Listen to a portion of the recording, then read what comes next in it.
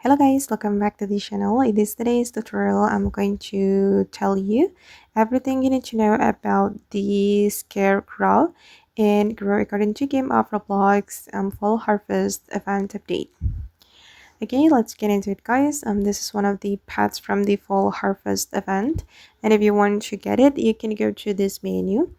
You're going to go to the store and purchase the exclusive fall egg. And then from this exclusive fall egg, you'll have 45.9% chance to get this Scarecrow.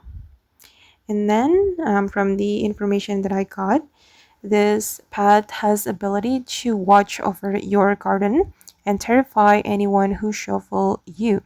They cannot steal.